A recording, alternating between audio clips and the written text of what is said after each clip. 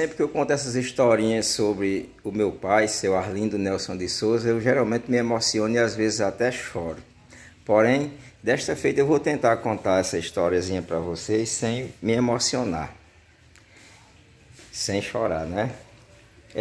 Eu falando de minha pessoa como pai, para distrair a mente um pouco. Eu sou aquele pai que eu não levo a vida com meus filhos entre pai e filho, não. Normalmente eu prefiro aquela coisa de ter mais um respeito de irmão, de amigo, entendeu? De brincar. Eu jogo bola com meus filhos, eu brinco de aviãozinho com o Natan, eu vou passar a desenhar com o Miguel, enfim.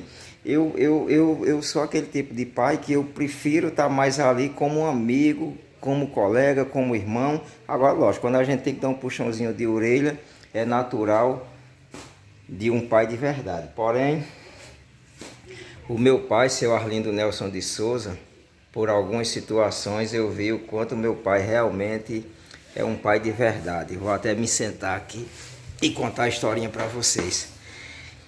Por algumas vezes eu vi, por exemplo, meu pai trabalhava de pedreiro.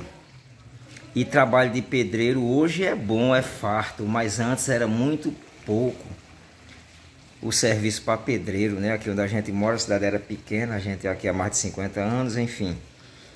E quando éramos nós pequenos, eu creio que eu com entre 10 e 12 anos, mas eu me lembro claramente do que eu vou lhes passar, e eu vi por algumas situações o meu pai, depois de, por exemplo, 2, 3 semanas sem trabalho, a gente já basicamente sem ter o que comer, o cara da venda da bodega sem querer vender fiado para meu pai, tá? E aí o que é que acontece? Acontece que em algumas situações eu via, por exemplo, meu pai gostava muito de vender, de criar passarinhos, né? Às vezes vendia, às vezes comprava, e trabalhava de pedreiro, como acabei de falar para vocês, e muitas vezes meu pai pegava aquele passarinho que ele mais gostava, levava para a feira, vendia por um precinho que nem valia, mas vendia para trazer o alimento para a gente. E o mais dolorido, meu pai sempre tinha sua bicicletinha para ele andar, né? Para ir trabalhar, para ir no canto e no outro ia de bicicleta. Então, por algumas vezes eu vi meu pai sair para a feira de troca e naquilo ele levava. Feira de troca é naquela feira de rolo que em toda cidade maior tem, né? De venda e troca.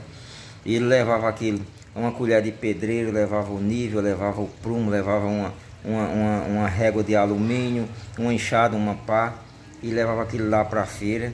E aí quando chegava, em vez de chegar triste, ele chegava com aquela alegria, com aquele brilho nos olhos, porque ele tinha feito uma compra e trazia para a gente comer. E eu já grandinho já, eu ficava meio entristecido, porque eu ficava imaginando, puxa vida, pai, e para o senhor trabalhar agora, o senhor pegou sua ferramenta, meu pai, e o senhor foi e vendeu. Ah, meu filho, a gente estava sem ter o que comer direito, e eu fui lá e eu vendi tudo numa mão só. Deu para fazer essa compra, dá para a gente comer a semana, tá bom, depois Deus vai dar um jeito. E eu ficava com aquilo na cabeça. Chegava na semana seguinte, isso eu via acontecer inúmeras vezes, naquela época a coisa era aperreada. E aí meu pai ia com aquela bicicletinha dele para a mesma feira de troca na semana seguinte, e quando chegava era sem a bicicleta. Mais uma vez com um sorriso no rosto, com os olhos brilhantes, contente com aquela compra, e colocava ali, aqui dá para a gente comer a semana sossegada, agora a gente tem o que a gente comer. E nós comíamos aquilo lá e tudo, e naquela tristeza, meu Deus, no meu pensamento de criança, quando é que meu pai vai ter condição de comprar uma outra bicicleta, meu pai?